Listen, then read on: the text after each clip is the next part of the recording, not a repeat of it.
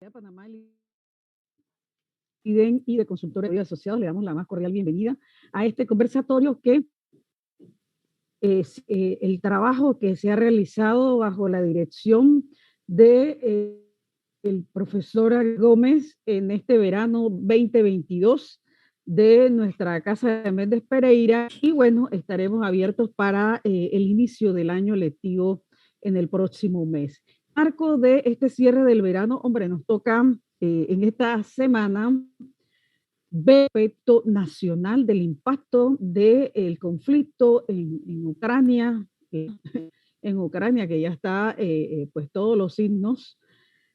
¿Cómo afecta este conflicto a la República de Panamá, no solamente en el plano político y geopolítico, sino también en el plano económico, social, cultural? Tenemos pues dos extraordinarios expositores que estaré a presentar posteriormente, pero primero queremos darle las palabras al director de EDEM para que pues inaugure este conversatorio de gran importancia para la universidad.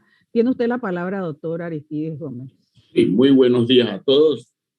Juan, Gilberto, Yanis y lo demás.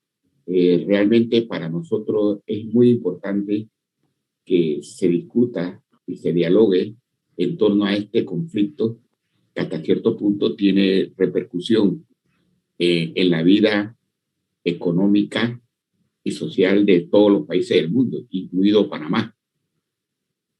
Observamos ya que hay ciertas repercusiones. Por ejemplo, hoy día viernes se disparó nuevamente el costo del combustible, o sea, la energía, que es la gasolina, y eso trae como consecuencia una serie de escalada, de aumento de precios. Ya tenemos también una inflación norteamericana que está afectando a los países latinoamericanos, y que sobre todo los países de dolarificado, que tienen el dólar como uso de moneda corriente, van a ser los más afectados. Eso significa que Panamá va a ser afectado porque la forma que tienen los Estados Unidos ahora actualmente es aumentar los intereses. Aumentar los intereses significa entonces, y los intereses están en función de la oferta y la demanda. Eso significa entonces que al aumentar los intereses es para contrarrestar la demanda, es decir, reducir la demanda. Reducir la demanda significa reducir la capacidad del consumidor de compra. Y si estábamos en un proceso de recuperación económica y que hay un shock de la oferta, entonces significaría que se agrega también un shock de la demanda con intereses elevados que reducen totalmente la demanda por una política económica que se está utilizando. Desgraciadamente nosotros, como no tenemos política monetaria, tendríamos que ir por la política fiscal, pero no hay nada claro ahora mismo con respecto al Estado y con respecto al sistema bancario que no controla el Estado. Entonces, disparar los intereses que ya son altos en Panamá, eso sí, porque supuestamente los intereses tienen que aumentar en América Latina mayormente que en los Estados Unidos para poder contrarrestar los efectos de la inflación. Entonces ya vemos los impactos que está produciendo. Primero, el impacto de la pandemia, y ahora el impacto de la guerra. O sea, que estamos en una situación muy difícil y necesitamos entonces toda la capacidad técnica y profesional para poder tener la mejor política económica, para tener los menores efectos en nuestra economía. Entonces, la situación es grave. También se está disparando a nivel mundial los costos de los insumos, principalmente de los productos alimenticios. ¿Qué conlleva eso? Ya vimos que Ucrania suspendió la exportación de trigo, y ya vemos la repercusión que va a tener en Panamá y en todos los países del mundo. El precio del trigo se ha disparado, y la mayoría de las materias primas que producen, digamos, productos finales alimenticios, se verán afectados. Los únicos que pueden haber, digamos, que se pueden acomodar muy cómodamente son los commodities, los que trabajan con commodities, que son los que más se van a beneficiar de esta crisis. Entonces, ¿qué pasa? En Panamá hay un conflicto entre lo que es la clase productora y la clase comercial. A ver quién tiene más peso y quién más ejerce influencia en la política económica del país en torno a esto. Yo creo, y yo creo que en ese caso también Jované, que ha trabajado en esto, que la seguridad alimentaria es indispensable. Bueno, ahí lo dejo. Gracias y que bienvenidos a todos. Así es, el escenario nos ha explicado bien para el IDEN. Realmente es un orgullo, un honor tener a dos invitados de lujo. Vamos a empezar por un tema etario con el doctor Jované, y que es el doctor Jované. ¿Quién es el doctor Juan Jované? Él es un economista, catedrático de nuestra Facultad de Economía de la Universidad de Panamá, hoy profesor de nuestra universidad. Tiene más de 4 décadas de experiencia, no solamente como economista, todo como formador de economistas. Sin duda alguna, es un ente de los profesionales formadores de la economía en nuestro país, y además es realmente un amigo del IDEN. Ha sido en los distintos programas de formación del Instituto de Estudios Nacionales. La biografía del doctor es tan vasta que es importante hablar de ella, y pues todos aquí, todos y todas conocemos quién es, está transmitiendo a través de YouTube para que llegue a toda la región latinoamericana entero, y sepa, doctor, que saben perfectamente quién es usted en todas partes y todo lo que ha producido nuestro país desde la intelectualidad panameña. Así que bienvenido, doctor Jované, a este conversatorio de lujo.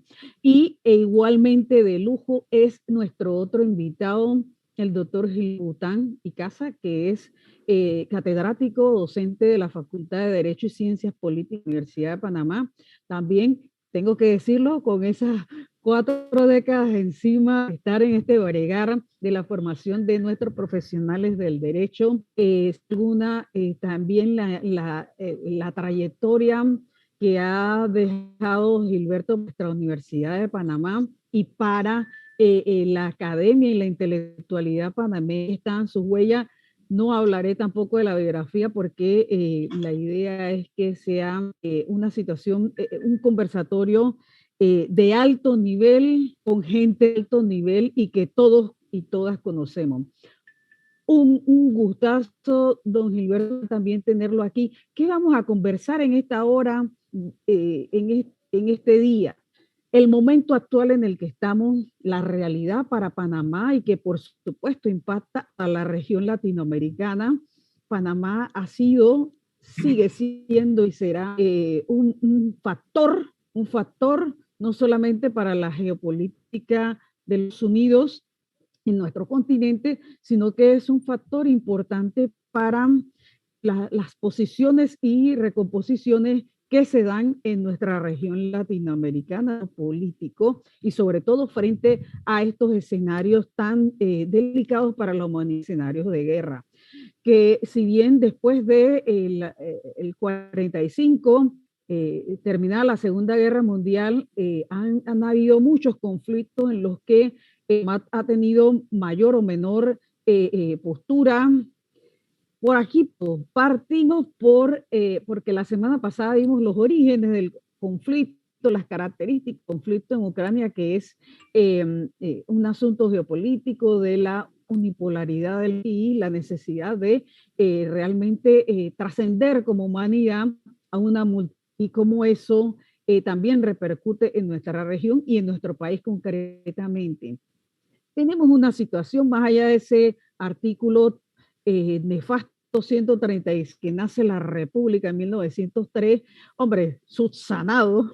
Tenemos un tratado de neutralidad que advierte, no solamente por quienes lo firmaron, sino que advierte en su letra situaciones que, aun cuando los Estados Unidos durante toda la era republicana del 19 han intervenido en los asuntos de nuestra soberanía, autodeterminación como pueblo, y por supuesto en el uso y territorio. Ese tratado de neutralidad, a diferencia de antes de que se firmara, ahora sí condiciona esa extralimitación del imperialismo estadounidense de utilizar, en el caso concreto, nuestro canal en medio de un escenario de guerra. Esa revisión que debemos hacer hoy es la primera pregunta para ambos, y mi doctor Joané, y luego con Gilberto Bután. ¿Cómo hoy, en este momento, en este escenario de una posible guerra de trascendencia, hemos tenido muchas guerras después del 48, grandes intervenciones de los Estados Unidos, pero este escenario sí que está complejo para nosotros? ¿Cuál es la postura, profesor Joané, desde su perspectiva, debería tener Panamá hoy frente a ese tratado de neutralidad? Pregunta para... Digo, el que es especialista en derecho es el doctor Bután, pero digo, yo voy a decir lo que pienso pues como ciudadano. Yo creo que es el momento de volver a reflexionar en la necesidad de que ese tratado hay que revisar. Porque de hecho, bueno, en las condiciones que estamos, todo el mundo sabe que el canal de Panamá es totalmente indefendible desde el punto de vista militar. Mucho más ahora pues con el tipo de armas que hay. Y me parece a mí que no solo hay que revisar ese tratado, porque imagínense en una guerra ya más declarada, ¿no?, que a alguien se le ocurra. El presidente de Polonia estaba diciendo que la OTAN debe mandar una fuerza de paz, dice él, de 10.000 personas a Ucrania. Eso sería ya, digamos, generalizar el conflicto.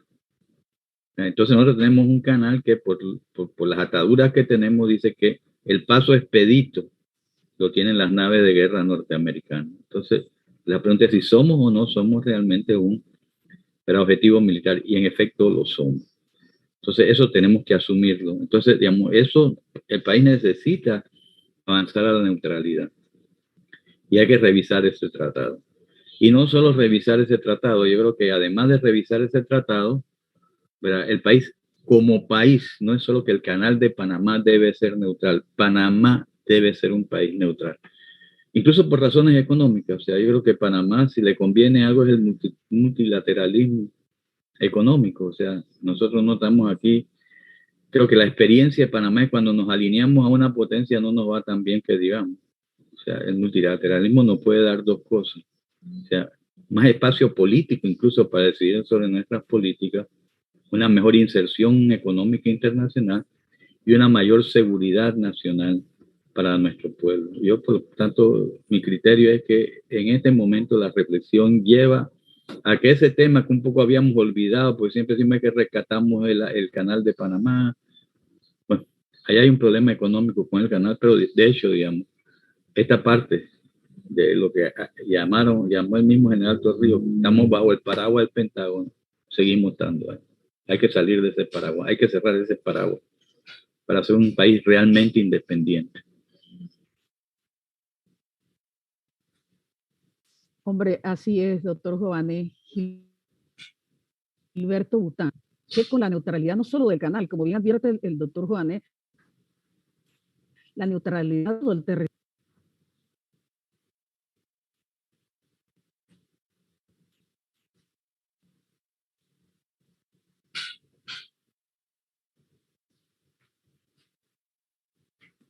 Doctor, tiene que abrir el micrófono, lo tiene cerrado. Ok. Sí. En primer lugar, la reflexión del profesor y economista prácticamente consona con la conciencia moral intelectual de todo buen ciudadano, del cual me hago eco de las palabras del gran profesor y economista Juan Jované. Sin embargo, hay que ver en qué consiste la neutralidad. Por ejemplo, hay situaciones de bloque en donde Panamá está ubicada en un bloque. Y he discutido con autores franceses que dicen, bueno, pero ¿por qué no integrar dentro del mercado económico a Rusia? No, porque hay un compromiso histórico con Estados Unidos del reparto del mundo después del 45, Europa y Estados Unidos. El tema de la neutralidad no es un tema, no quisiera decirlo retórico. La neutralidad no está únicamente condicionada al tema instrumental. La neutralidad de un país está condicionada a su independencia monetaria, a su desarrollo tecnológico o industrial y a su Estado de Derecho. Katim Vázquez, del ACP, declaró que efectivamente los buques y naves rusas y ucranianas tienen el mismo derecho de libertad de circulación en el Canal de Panamá. Perfecto, una declaración extraordinaria y pertinente. Ahora bien, discutamos el tema del doctor Kobane. No es el tema de la neutralidad del canal, eso es infantil, es la neutralidad de Panamá. Es que Panamá tiene capacidad para ser neutral, esa es la gran pregunta. Panamá ha tenido ambivalencias como país pequeño, sancionó, yo puedo interpretar, como país agredido por un poder imperial, protestó y se inclinó por Ucrania. Igualmente, China también se inclinó, Cuba también se inclinó, no tomó partido a favor de Rusia, Venezuela igual. Sin embargo, yo puedo analizar que la intervención de Rusia es una guerra preventiva, como la hizo Japón en el 41, como la hizo en el 40 Alemania contra Polonia, como la hizo United States of America contra Irak. Entonces, y el tema es que los países se manejan por bloque. Lo que decía el profesor Aristides Gómez, que bueno, va a venir la inflación y todo el hemisferio sur que se maneja con la dolarización va a sufrir. Yo pienso que Panamá tiene una ventaja por su flexibilidad comercial. El choque que dice Aristides Gómez, el doctor Aristides Gómez, brillante economista, entre comerciantes y productores, va a ser inclinado por el sector del comercio. Hasta antes de 1989, Panamá era casi autosuficiente. Con el presidente Guillermo Endara Galimani, el país perdió la competitividad de ser autosuficiente alimentariamente. ¿Hacia dónde va la guerra? En primer lugar, esto es una crisis artificial, como la pandemia. En abril, por decreto ejecutivo, el mundo entero deja de utilizar el bozal, la mascarilla. Ya en abril ya se curó el mundo entero. Ahora viene la guerra alimentaria, en donde la manipulación de estos factores son corporativos. O sea, la eliminación de la izquierda y la derecha por el poder corporativo. El matrimonio entre el capital y la tecnología para eliminar al proletariado. Entonces, la pregunta... Estimado doctor Bután, sí, volvamos a la pregunta porque está... pero es importante saber en qué contexto nos movemos. O sea, yo no puedo reducir el tema de la neutralidad. Claro, la neutralidad en este momento va a depender de la independencia económica que tenga Panamá para negociar, de la independencia política que tenga Panamá. Cuando nosotros logramos la reivindicación integral de la franja canalera, 80 kilómetros entre el Pacífico y el Atlántico, Panamá pertenecía al sector de los países no alineados, presidida por el mariscal Brostito, Fidel Castro y otros más. Ese escenario ya no se da. Entonces, el tema es cómo construir una neutralidad, yo diría. Discutir la neutralidad, sí, como no. La neutralidad significa que en caso de guerra, Panamá no toma partido, pero es que geopolíticamente lo tendrá que tomar.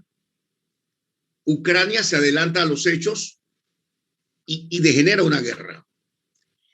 Panamá ahora mismo es sabido, eso no hay que buscarlo en los libros de ningún servicio de inteligencia, que se debate entre el interés norteamericano y el interés asiático. Esa jugada es peligrosa para inestabilizar Panamá y que mañana Panamá sea el Líbano del Caribe, o que mañana las grandes potencias animen a Colombia a que reivindique la anexión. Es decir, ojo, hay que ver la dimensión y la simetría política de los países. Panamá tiene un comportamiento más o menos simétrico con el Líbano, con Ucrania y con otros países que son una inflexión de una relación de poder. Y eso es Panamá. O sea, Panamá goza de un privilegio que no lo tiene Costa Rica, que no lo tiene Colombia, pero que al mismo tiempo es un foro de atracción, de contención política.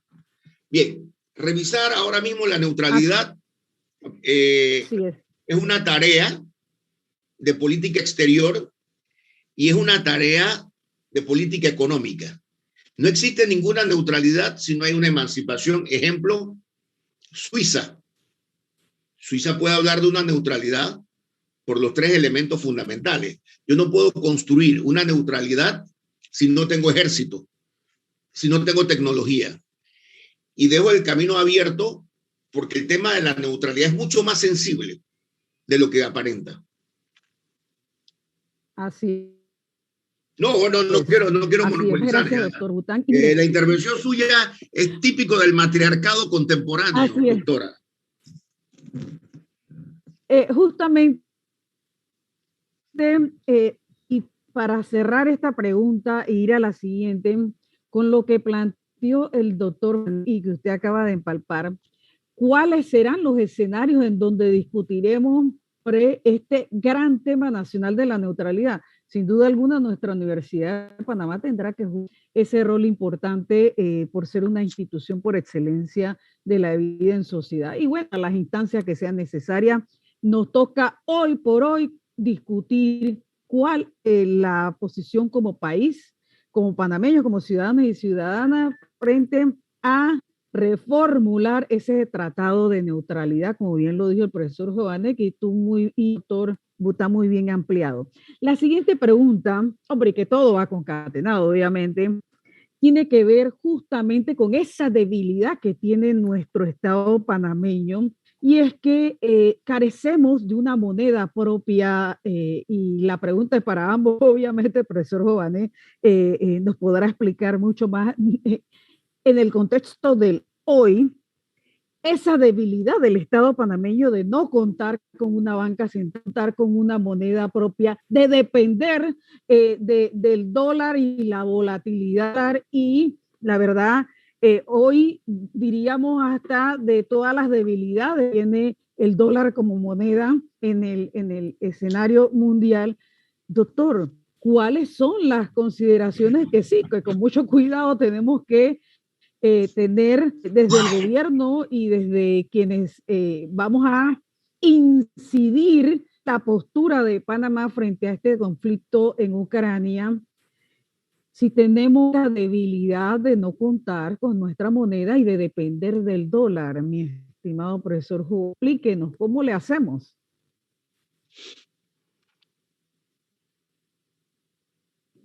Eso significa, como se ha dicho aquí, que, digamos, no tenemos política monetaria, ¿no?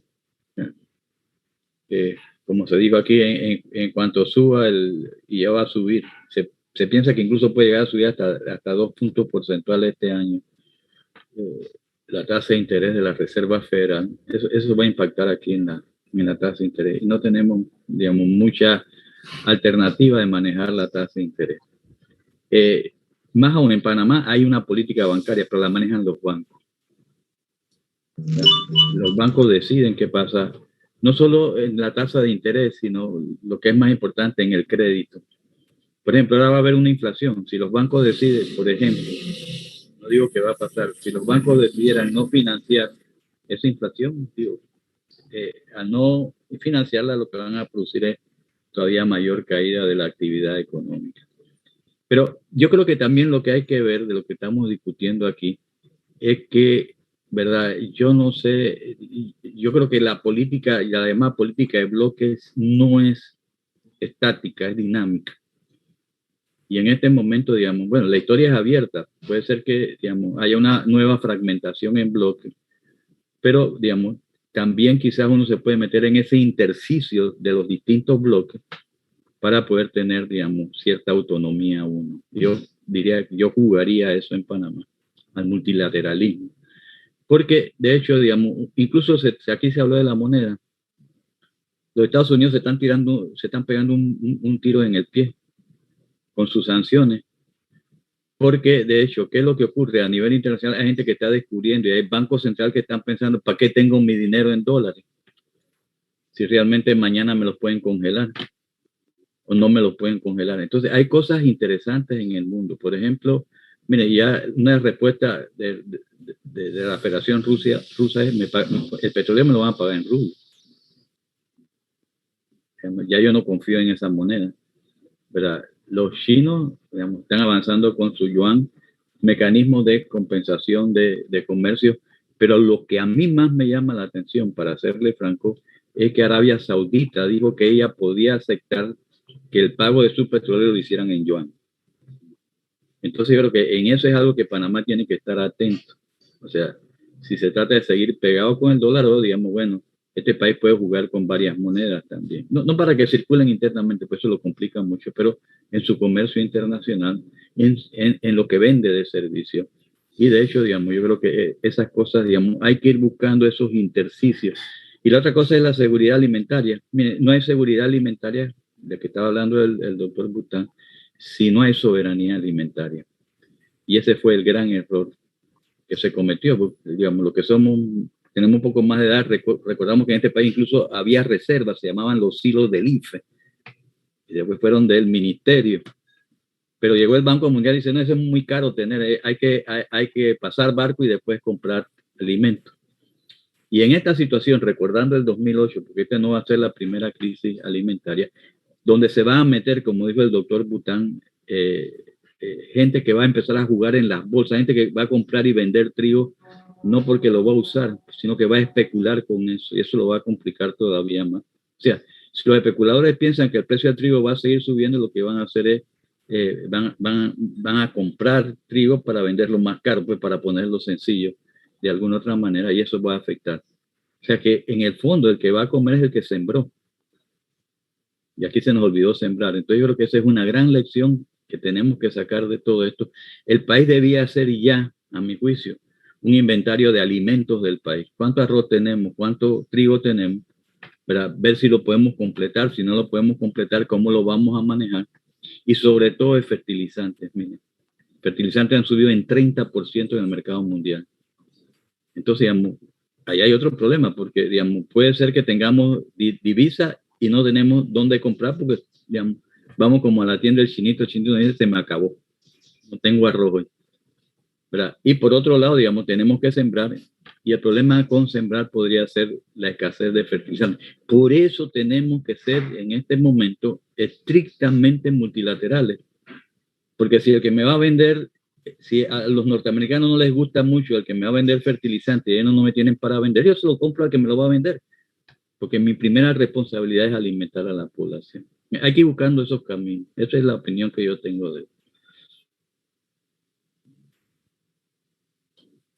Quiero opinar sobre este punto que, claro que sí, profesor, con gusto. Es muy interesante.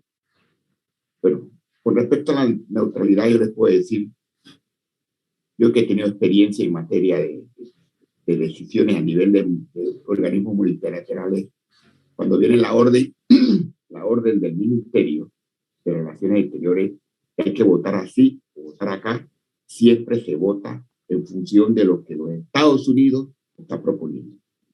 Y eso lo viví yo en la UNESCO, por ejemplo, cuando Palestina quería ser miembro de la UNESCO, Estados Unidos se oponía e Israel. Solamente votaron 8 países en contra, entre esos Panamá. Y todos los demás de 100 y pico de países votaron a favor. ¿Cómo quedamos nosotros?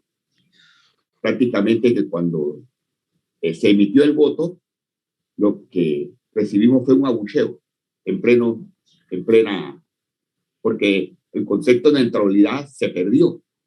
¿Ya? Y resulta que nos abuchearon cuando votamos a que Palestina no entrara a la UNESCO. Sin embargo, ciento y pico de países lo hicieron. Y los que votaron a favor de Estados Unidos fueron una islita, Israel y nosotros. O sea, así vemos los problemas del concepto de multilateralidad. ¿Cómo vamos nosotros a votar en eso? Siempre nos inclinamos, y ahora en Naciones Unidas usted vio perfectamente bien que nuestros representantes votaron a favor de Ucrania. Ni siquiera hicieron un análisis, simplemente votaron en contra de Rusia. Entonces, esas son las cosas que me preocupan a mí.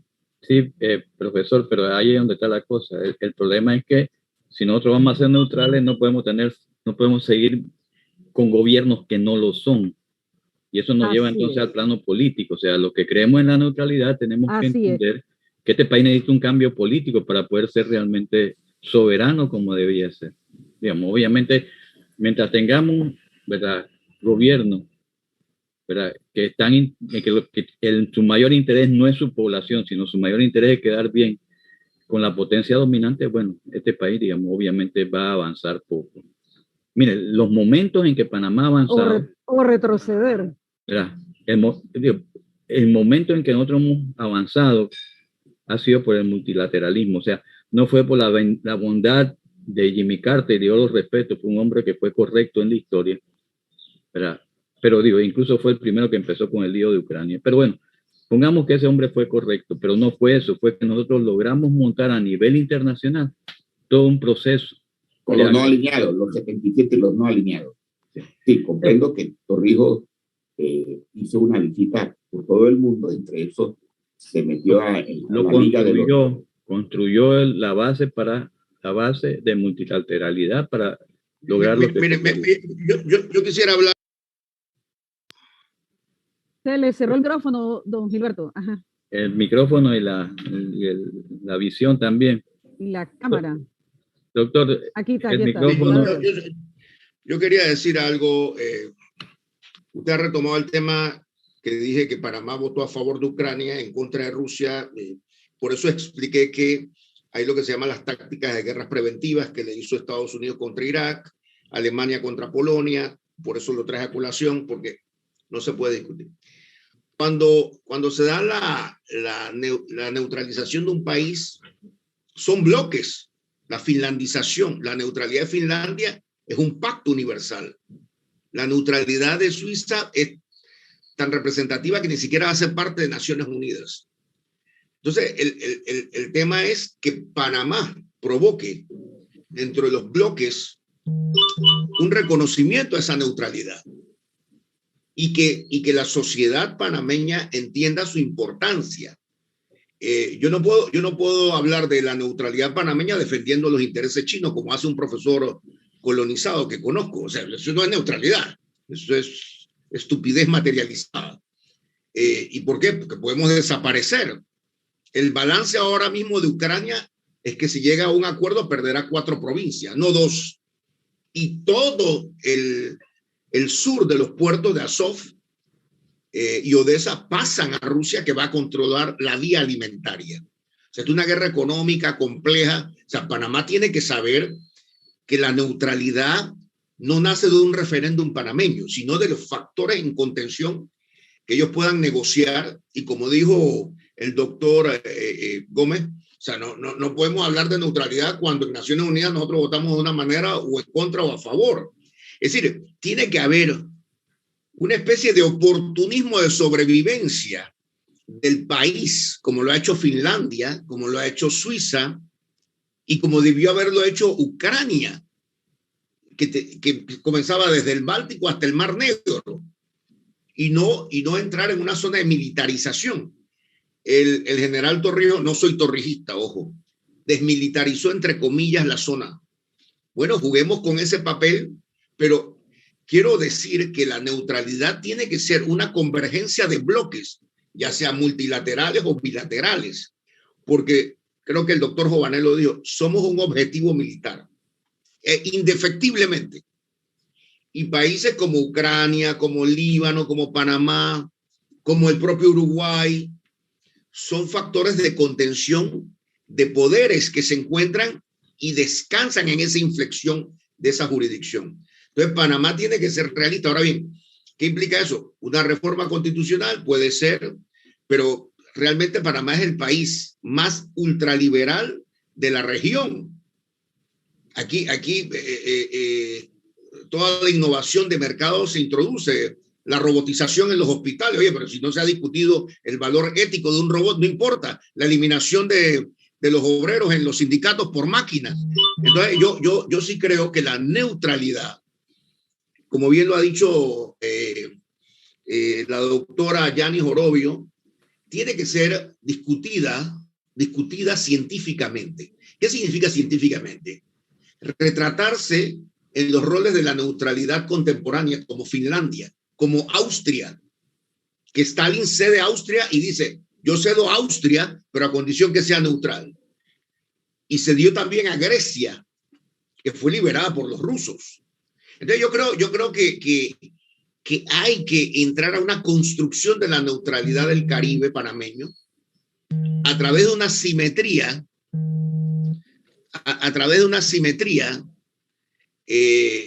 comparativa.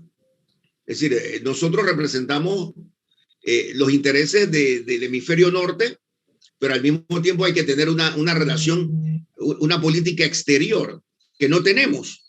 Estamos empantanados con los problemas del Gafi y de la OCDE, que no vamos a salir nunca. ¿Y por qué? Porque Panamá tiene una mala relación con Washington.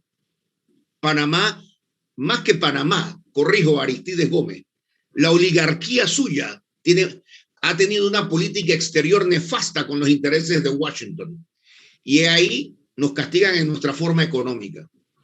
En cuanto al sistema monetario, hay tiempo para pensar. Yo sí creo que podrían converger monedas, como dice el doctor Jované, en Panamá.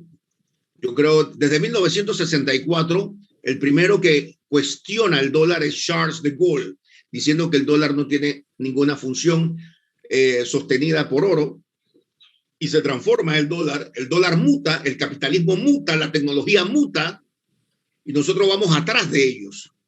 Entonces yo sí creo que sí hay que construir, y yo creo que la función del IDEM, del Instituto de Estudios Nacionales de la Universidad de Panamá, es ver las diferentes formas de cómo construir esta neutralidad como sobrevivencia de la sociedad panameña. Ojo, no porque soy antiamericano o soy pro ruso o soy pro chino o pro francés, padre de la patria Bruno Varila. No. Como sobrevivencia de la sociedad panameña en caso de una conflagración. Yo creo que el patinazo de Panamá de votar en contra de Rusia fue escandaloso, Aristides Gómez. Escandaloso. Porque no hay una interpretación integral de la historia, ni del conflicto. Y yo creo que eso es importante. Cuando yo era joven, yo estudiaba que el derecho internacional público carecía de coercitividad, como decía Hans Kelsen. Up to date, hoy en día, el derecho internacional cada día es más restrictivo, coercitivo en materia de cultura, salud, sexualidad, familia. ¿Y por qué? Porque hay un orden supranacional que nos manipula. Tanto es así que esta crisis manipulada, no hay escasez de gas, no hay escasez de gasolina. Simplemente es una crisis creada para que las grandes corporaciones se rentabilicen y vayamos hacia la extinción de la propiedad privada, las libertades burguesas y la eliminación del proletariado. Es decir, aquí no hay ideología, aquí hay simplemente el poder corporativo. Ahora, regresando al tema de Yanis Orobio, la neutralidad es una opción de Panamá, pero que no puede ser unilateral. No lo puedo defender en un referéndum. Tengo que defenderlo a través de mi política exterior, a través de los polos de beligerantes, que son tres: China, Rusia y Estados Unidos. Entonces, eso es importante, por lo menos destacarlo aquí, que coincidimos tanto economistas, abogados, politólogos y sociólogos en que hay que construir esa neutralidad multinacional. Miren, justamente en esta vía nos gustaría profundizar con la siguiente pregunta,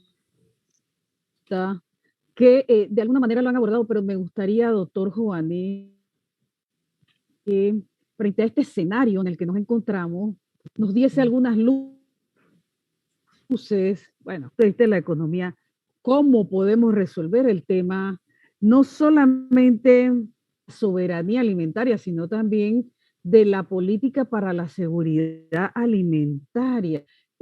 ¿Cómo entendemos eso de una vez por todas y cómo como sociedad nos abocamos a exigirlo? Hay que exigirlo porque se trata hoy que el peligro está el alimento, el pan, la verdad que aquí ya no metafórico, de las mesas de los panameños y de las panameñas.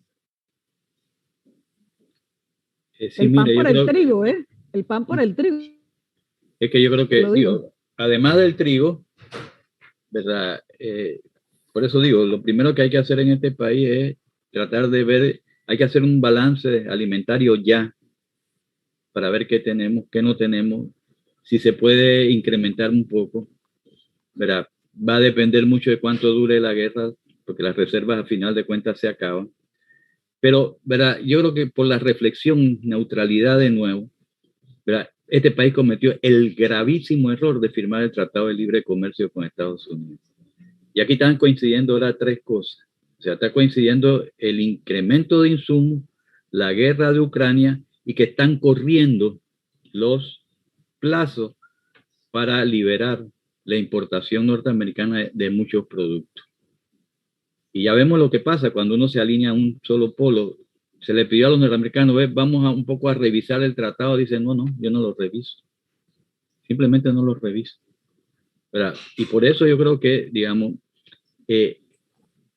yo lo digo francamente y seguramente el doctor Bután va a decir que yo estoy perdido, pero yo lo digo, o sea, yo simplemente en este momento lo incumpliría.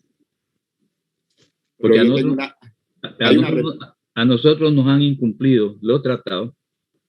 Mire, Colombia nos puso un montón de restricciones, violando los tratados comerciales, violando la OMC con los zapatos y con la ropa, y no pasó nada. O sea, todos los días, digamos, se vaya a la OMC, se discute y no pasa nada.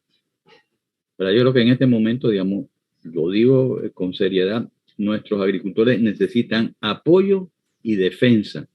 Y apoyo y defensa significa de que mire, la pandemia lo demostró, que este país sobrevivió, porque, digamos, en ese pequeño espacio que le dio la pandemia, uno de los pocos sectores económicos que creció durante la pandemia fue el sector agropecuario. Entonces, digamos, yo creo que ahí tenemos que aprender de la historia y decir, bueno, mire, los países defienden, o sea, usted ve que Estados Unidos no defiende su producción agropecuaria y Francia no la defiende también. Entonces, digamos, aquí, digamos, tenemos que aprender a defender ese sector. Es decir, bueno, es que esto es un problema de seguridad nacional. O sea, la alimentación hay que entenderla como un problema de seguridad nacional. Entonces yo hay que excluirlo. Eso fue una locura meter al sector agropecuario en esos tratados. Ahora hay que salir a defender a ese sector y promoverlo, ayudarlo. Yo quiero decir algo con respecto a lo que dijo Juan. Yo quisiera complementar. Algo, Yanis. Yanis, yo quería decir algo antes que se me olvide. Lo que quiero decirle es que ¿Aló? Sí, se te escucha. Sí. Perdón. Juan, mira, la OMC tiene un concepto que se llama salvaguarda. Y yo siempre he dicho, y lo he dicho muchas veces, por qué Panamá no aplica la salvaguarda. Y la salvaguardia se puede aplicar porque la OMC nos da ese derecho. Y con respecto al tratado de promoción comercial con Estados Unidos, que ahí coincidimos que efectivamente nunca debió firmarse tal como estaba, porque casi todos los tratados, tenemos cientos de tratados de libre comercio con diferentes países, pero con todos tenemos una balanza de pagos deficitaria, con todos. ¿Ya? Entonces, ¿cómo es posible que no se haya aplicado la salvaguardia? Si eso es un mecanismo casualmente de defensa que tenemos, ¿por qué no se aplica? Esa es mi pregunta. ¿Por qué el gobierno que sabe que puede aplicarla no lo hace? Bueno, yo quiero tomar la palabra, Yanis. Con gusto, doctor Bután. Mira, en primer lugar, coincido con el doctor Jovanet. ambos tenemos el ADN panameño. Yo pienso que la subsistencia económica es lo más importante, la parte alimentaria. No hay ningún partido proagrícola en Panamá. Y yo creo que de esta conferencia tenemos que ver cómo llegamos y hacemos una presentación al presidente Cortizo, que en un momento dado rechazó los acuerdos del Tratado de Libre Comercio en el sector agrícola. Estoy totalmente de acuerdo con el incumplimiento, que eso es aplicar la cláusula de salvaguarda, que es la noción de orden público internacional económico de un país. Hombre, yo, si bien es cierto, este tratado lo firmé, su aplicación en mi territorio violenta principios fundamentales del interés común nacional que me inhiben aplicarlo. Y eso también lo hace United States y lo hace la France. Todos lo hacen. Ahora bien, ¿por qué no lo hacemos? Porque no hay una concepción nacionalista del Estado. No la hay. Porque es más fácil desarrollar los servicios económicos, que es un dinero rápido y fácil, que esperar la producción alimentaria, que es lo que nos permite la continuidad. Entonces, yo sí creo que el tema de la administración pública, no de hoy, de hace 45 años después de la caída del régimen militar, que se perdió la conexión panameñidad y tierra y panameñidad, hay que buscarla en esta crisis universal alimentaria, que todos sabíamos que iba a venir. ¿Cuándo? No sabíamos, pero sabíamos. Igualmente ocurre con la crisis, doctor Jované, del agua. Estamos diciendo hace rato que el agua se va a acabar, y sin embargo hay 5 bufetes de abogados amigos de Aristide Gómez que son los que financian y justifican la explotación minera. Están acabando con Coclé, están acabando con la cercanía del canal de Panamá. Entonces, a lo que me refiero yo es, no hay un interés nacional. Ojo, coincidencias. Tanto Vladimir Putin como Donald Trump responden a intereses nacionales. ¿Y cuál es el significado de que dos potencias teóricamente antagónicas se adversen? Porque hay un poder superior al Estado, que son el poder corporativo. El poder corporativo que establece el bien y el mal, que establece qué es la ciencia, qué no es la ciencia, y que le dice, incluso, somos tan ridículos que dicen, hoy es el día del hombre, mañana es el día de la flor, y todo el mundo lo chatea. Esos calendarios significativos deben ser folclóricos. A mí nadie me puede decir cuándo es el día de la mujer, ni cuándo es el día del niño, ni de la tierra. Cada país, Nicaragua, Panamá, El Salvador, debe definir cuándo ellos consideran geográficamente el día de qué. Entonces, sí estamos siendo gobernados, no por estados, sino por poderes corporativos supranacionales. Y la crisis de la comida puede ser paliada, la crisis del agua no. La crisis del agua es la existencia de Panamá y del hombre.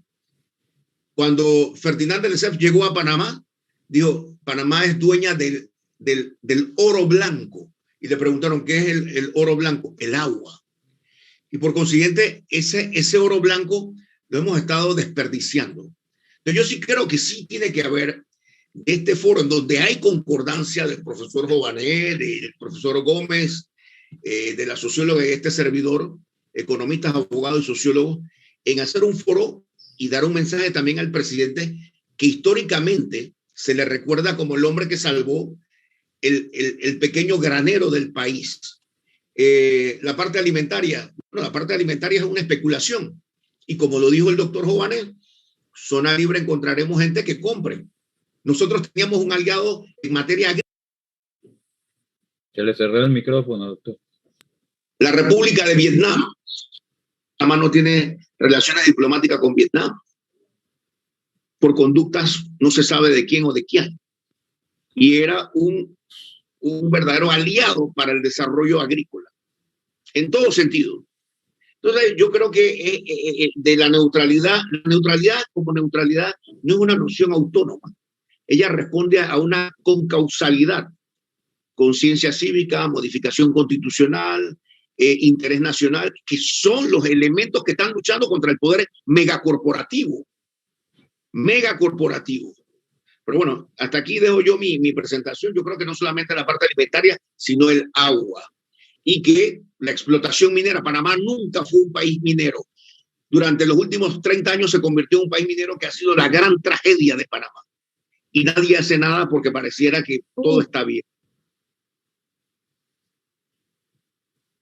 Miren, Grosso modo. vamos yendo hacia un plano. Tenemos que cerrar definitivamente este conversatorio y que tiene que ver con el plano de ya vimos la política y geopolítica, vimos la economía. Vamos al plano, lo han ido ustedes desarrollando muy bien, pero vamos a concretar.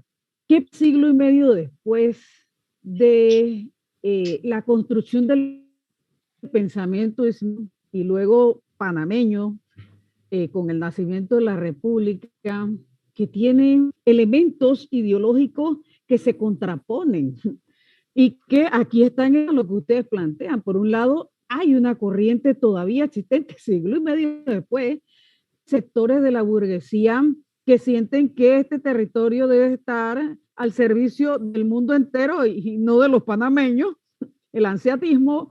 Y por otro lado está en el plano ideológico otro sector de la burguesía que dice, hombre, vamos por la república. Esa contradicción es que ha sido eterna y que sigue estando en el escenario hoy, en esta, hombre, no quisiésemos, nadie lo quiere ni mencionar, pero que hacer un escenario de una tercera conflagración. Nosotros tenemos realmente como país qué somos y hacia dónde queremos ir. Y eso, sin duda alguna, pues concatena todo momento y estos factores que ustedes muy bien han planteado y desarrollado, los tres fenomenales.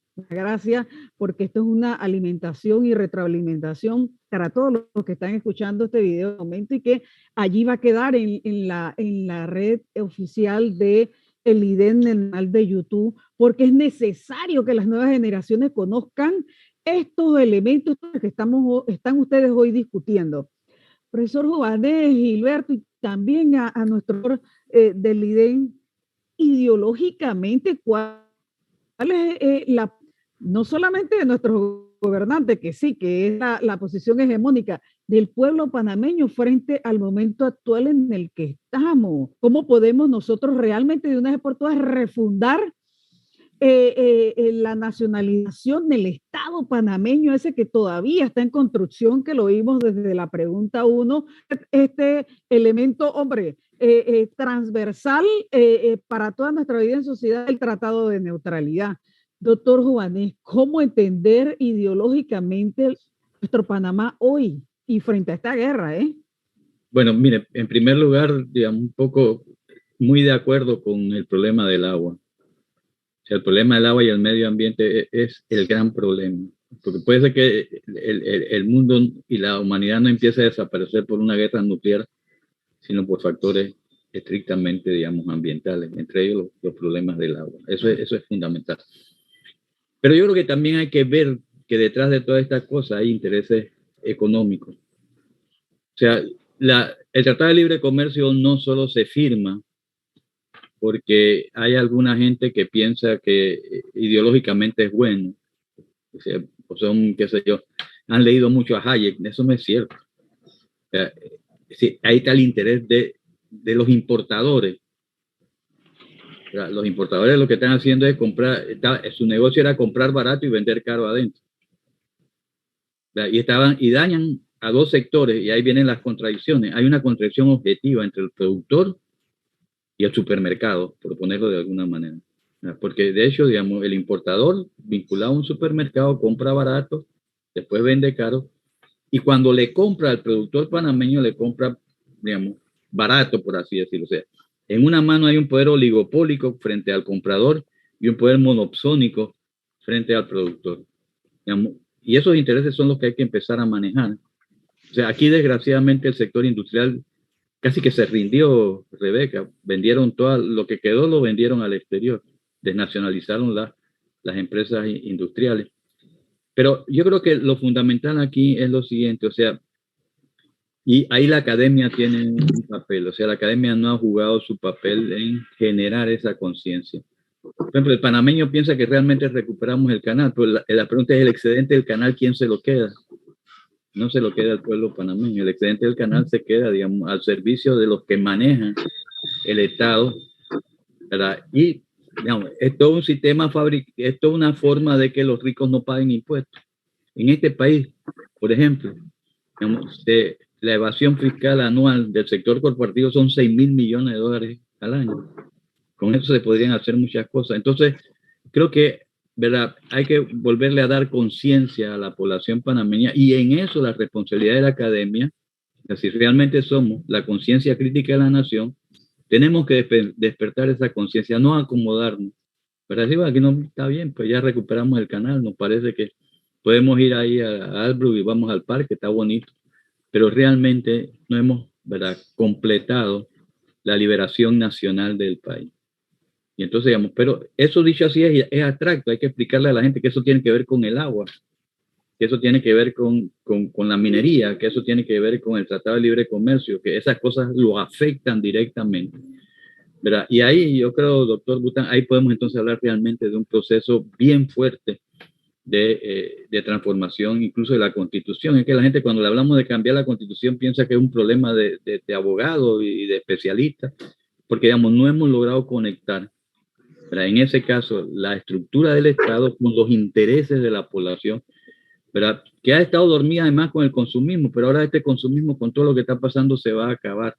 Se empezó a acabar con la pandemia, se les va a seguir, o sea, yo creo que hay esa posibilidad en este momento de que los sectores más lúcidos del país y la obligación que tendría incluso la Universidad de Panamá es servir de guía para ir conformando, digamos, lo voy a decir por su nombre, o sea, tiene que ser una fuerza política. Yo no estoy diciendo que sea un partido o no partido, sino una fuerza política, ¿verdad?, que sea capaz de ser la portadora de un nuevo proyecto nacional, porque en este país hay un proyecto nacional, que es el de ellos. Nosotros no hemos logrado conformar el proyecto nacional, no solo teóricamente, quizás hay gente que lo maneja teóricamente, pero, digamos, no lo hemos hecho, no lo hemos logrado insertar en la población, ¿verdad?, porque no la escuchamos, porque realmente vemos sus luchas como algo que está por allá, nosotros estamos metidos en los libros. Digamos, hay que hacer esa combinación entre esas dos cosas para poder hacer avanzar este país. Sí, yo quiero agregar algo con respecto a eso. Por ejemplo, siempre he dicho que el gran problema que tenemos en Panamá es que creemos que estamos aplicando una economía de mercado y resulta que en Panamá no se respetan las reglas del mercado. Hay demasiadas imperfecciones en la aplicación de la economía de mercado y casualmente esas imperfecciones del mercado conlleva a profundizar las desigualdades, la ganancia para un grupo. Por ejemplo, las corporaciones trabajan, es decir, los carteles, mejor dicho, los carteles de la comida, los carteles de la medicina, trabajan en función de la imperfección del mercado.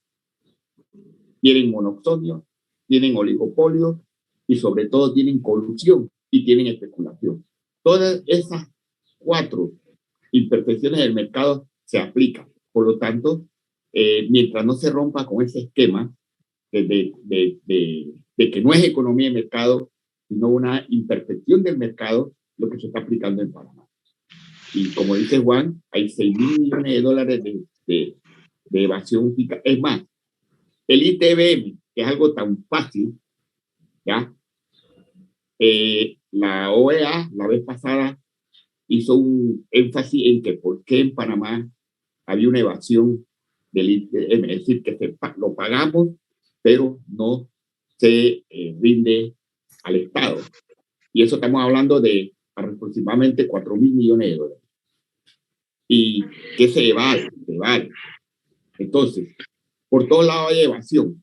Es más, la OECD ha dicho que las corporaciones evaden impuestos por 285.000 millones de dólares.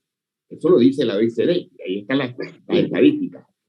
Y nosotros somos parte de esa evasión por parte de las corporaciones, porque las corporaciones no evaden en forma legal. ¿Y quiénes las reemplazan? ¿Quiénes son las que respaldan a estas corporaciones? Los grandes bufetes de abogados, ¿ya? Y ahí Bután no me puede mentir sobre eso, de que sí existe, que los grandes bufetes que representan las corporaciones piden más exoneraciones de todo. Y este tipo de exoneraciones la OCDE la considera que es evasión fiscal. Por eso que la suma es de 285 mil millones de dólares de evasión. ¿Y quién dice algo? ¿Por qué? Y ahí coincido con Juan, de que nosotros en Panamá debemos, sobre todo con la Universidad de Panamá, tratar de decir estas cosas y seguir insistiendo para que se haya una conciencia de lo que está sucediendo. Y no lo estamos haciendo y hay que hacerlo. Yo creo que este tipo de debate ayuda mucho a que se conforme una conciencia social de lo que está pasando. Aquí el problema en la clase comercial, que tiene más influencia en el gobierno que los productores, eso se ha comprobado, es así. Entonces, en la clase comercial se está imponiendo en la política económica, igual que el sistema financiero panameño también se impone en la política. La prueba está, la superintendencia de bancos siempre pone un banquero, la superintendencia de seguros también siempre pone a alguien del sector seguros. Y hay una asociación bancaria que es la que manda, y no la superintendencia de bancos, razón por la cual los bancos hacen lo que da la gana y las ganancias del sistema bancario es enorme de una economía tan pequeña. Bueno, Yanis, quería tomar la palabra. Yo quería solamente agregar para que esto no se termine en un... No quisiera que este coloquio termine en un muro de los lamentos, porque todo lo que hemos dicho se sabe. El rol de la riqueza de las naciones desde la época de Adam Smith y la mano invisible, que cada día tiene más vigencia, los clásicos, desafortunadamente, de la economía.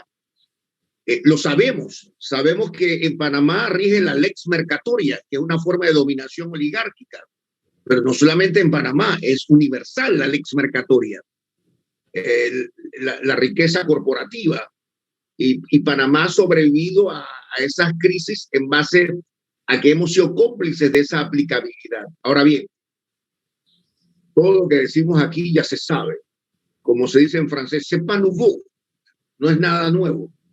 ¿Por qué no hemos filtrado? ¿Por qué no nos hemos sensibilizado? O sea, hoy en día el debate es Estado nacionalista versus corporación.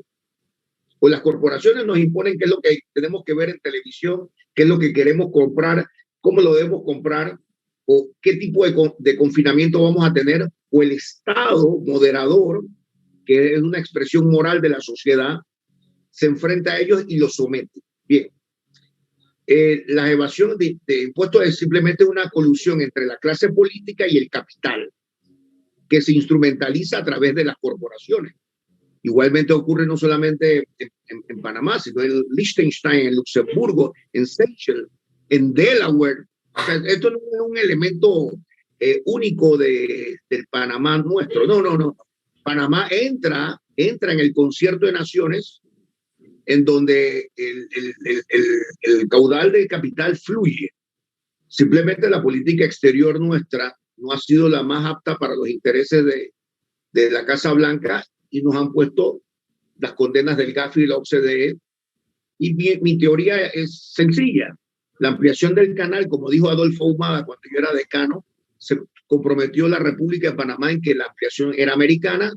El gerente de aquella época, compañero mío, decidió que fuera una sociedad española impresentable. Y bueno, nos han pasado la factura de la política panameña, que no es ortodoxa, y que estamos pagando el precio de la ambición de 2 o 3 personas que querían esa ampliación para ellos. Y este es el tema aldeano. Ahora bien, yo veo que Yanis Orobio, que hizo helénico el nombre, Yanis con Y, habla de la ideología. Nosotros no podemos, ideología significa en Mannheim, del Círculo de Viena, un sistema de pensamiento. ¿Por qué? ¿Por qué no hemos filtrado esto? La crisis del agua, que hemos denunciado aquí, la nueva forma económica de Panamá de exportación de oro, metales, que no era parte del rubro, se nos ha impuesto corporativamente por un problema etnográfico y antropológico. No existe una unidad étnica en Panamá.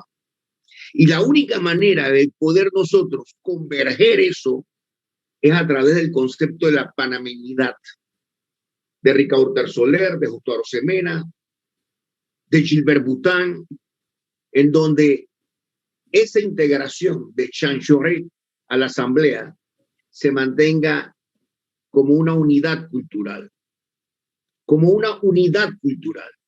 No hemos logrado los cambios mientras no haya una cohesión cultural, desde los Nove Buglé hasta el Negro de Arienita, pasando por los polos culturales de Panamá y Colón. Pues, pero ¿por qué no hemos avanzado? Nos decimos. Hombre, porque hay dos Panamá, como hay dos Inglaterra en la época de Charles Dickens, la Inglaterra de los ricos y la Inglaterra de los pobres. En Panamá, ¿por qué no lo hay? Porque antropológicamente no existe una unidad de pensamiento. Los cambios no lo hacen los intelectuales, los cambios lo hace la masa que se sensibiliza, y ahora mismo no estamos en esa fase. Yo sí creo que sí hay que entrar. La Universidad de Panamá juega un papel de la conciencia crítica, una creación de José Dolores Moscote, que fue el verdadero creador de la universidad, no fue Octavio Méndez Pereira, no se le hizo el reconocimiento por ser negro y ser colombiano. Pero yo sí creo que la Universidad de Panamá tiene a lo largo del istmo la posibilidad de sensibilizar y buscar esa integración. Queremos lograr la neutralidad a través de la integración cultural. Queremos lograr la producción alimentaria a través de la integridad cultural. Queremos tener una soberanía económica a través de un reparto de economía. La evasión que hay en Panamá es producto de que Panamá es una sociedad basada en una oligarquía de 30 familias, eso lo sabemos. Y existen dos Panamá.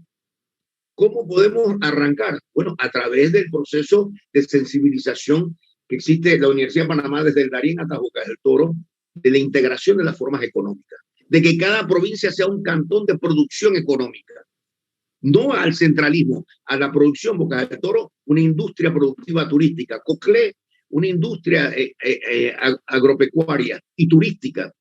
Pero si nosotros no tenemos un plan de nación-estado, seremos víctimas de las oleadas, de los cambios, de los factores exógenos.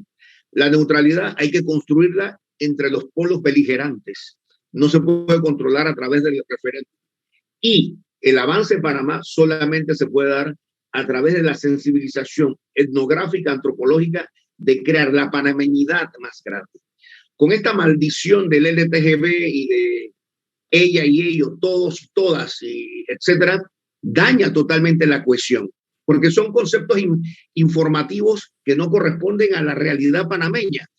Un 33% de la nacionalidad nuestra es española, el resto puede ser asiático, el resto negroide, pero no hay una integración. Vivimos de una manera yuxtapuesta en Panamá, y eso lo vemos a diario. Y yo creo que antes de saltar a una ideología hay que entrar al problema etnográfico y antropológico del ser panameño. Con esto me despido. Shalom, shalom.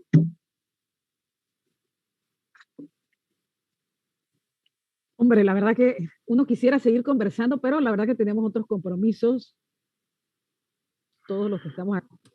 Definitivamente que tenemos que tener otras ediciones, seguir conversando sobre este tema que recensa los efectos de la crisis de esa en Ucrania, que va a impactar definitivamente a Panamá. Y lo importante de este conversatorio era que absolutamente todo, como muy bien lo han hecho ustedes magistralmente, los felicito. La verdad, al director del LIDEN también, porque hemos abordado todos aquellos temas que nos permiten entender por qué de la neutralidad anal, la neutralidad del istmo, de todo el territorio nacional, y sobre todo la neutralización ideológica y política de nuestro país, es decir, de una vez por todas la construcción de ese Estado nacional que necesitamos para encauzar estas grandes situaciones que aquejan a la sociedad panameña, como lo son el tema del comercio y el libre mercado, que va en intereses de la población panameña y, por supuesto, como bien lo plantearon ustedes, los intereses de solo el sector que realmente se dedica a importar y a vender a excesivo precio. El tema de nacional, el tema de la industria, recuperar la industria, ese sector para cualquier economía. También aquí lo señalaron, el asunto de la dependencia del dólar y cómo resolver de una vez por todas nuestra nacionalidad en materia de ser autosuficiente en ese sentido. Todo esto, por supuesto, el tema extractivista, el agua y un tema que no se puede que fuera de este conversatorio, que es el rescate de una de esas instituciones fundamentales de la vida para la seguridad social de todas y de todos, que es nuestra Caja de Seguro Social. Son todos esos factores que están disgregados, porque como bien aquí el doctor Bután lo ha expresado, hombre, la panameñidad por construirse, y es la tarea que tiene pendiente una institución tan importante nuestra que es la Universidad de Panamá y todos los sectores sociales que estemos interesados en esta misma, en encauzar nuestra república en este siglo XXI. La verdad que muchísimas gracias al doctor Juan Jovanesi, profesor, que necesitamos seguir explorando desde el punto de vista económico y de la política económica monetaria, cuáles son las alternativas que tiene nuestro país hoy por hoy y que tenemos que de una asumirlas. Mismo caso lo que dice Gilberto Bután en todas sus intervenciones de la construcción de ese Estado nacional, de esa de una vez afirmación en el plano local y en el concierto de las naciones de nuestra neutralidad, por un lado, que sí que es fundamental. Por eso empezamos por aquí esta discusión también de todos esos factores de política y geopolítica que son necesarios e indispensables visar, y que la academia tiene ese compromiso, y lo que dijo el director mental, que por supuesto abarcó todos estos grandes temas, profesor Gómez.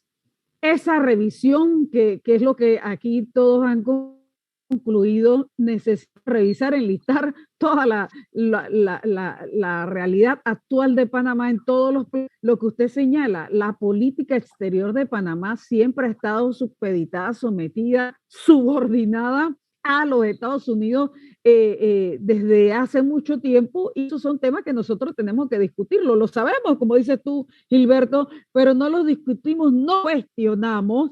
Y como sociedad realmente ya ha llegado el momento, tenemos que hacer una revisión integral para reconstruir la sociedad panameña. No lo dijimos aquí, pero a mí me toca, estoy obligada como académica también que soy, la única forma posible para resolver todos estos grandes problemas nacionales es con la ciencia, el conocimiento y a través de un auténtico proceso participativo en una asamblea constituyente originaria. No hay de otra. Se puede hacer con las formas, a través de las formas establecidas o formales, si se quiere, de quienes han mandado durante toda la era republicana, haciendo lo que ya tenemos como república al día de hoy, que no nos sirve para las grandes mayorías. Entonces, sí que hay que convocar. La Universidad de Panamá seriamente, científicamente,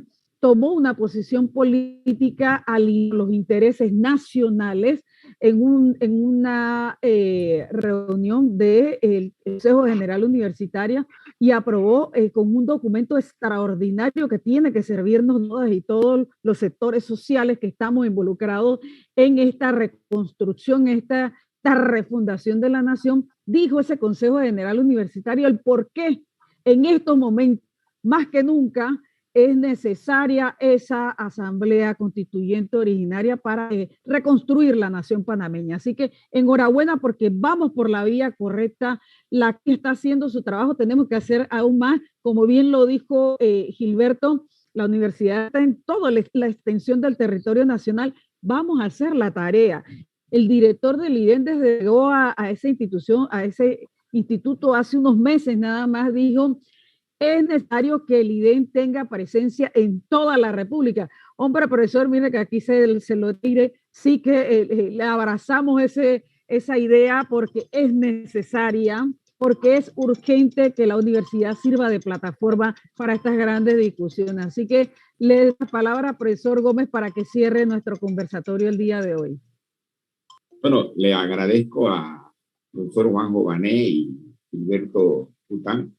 Han estado extraordinariamente muy bien en sus presentaciones, en sus ideas, y creemos que vamos a seguir con esto y que no se nos pierdan porque seguiremos invitándolos a este tipo de debates porque son necesarios para el país y que está muy bien que se ponga en YouTube porque así todo aquel que quiera puede escucharlo nuevamente. Así que gracias Juanjo Bané, Gilberto Bután y a la consultora Yani Orobio. Le agradecemos todo el esfuerzo que está haciendo para llevar a cabo este tipo de conversatorios que ayuda mucho a, digamos, a tener una idea clara de hacia dónde vamos y cómo vamos. Hasta la próxima. Gracias. Gracias a ti por el IDEN, profesor. Buenos días.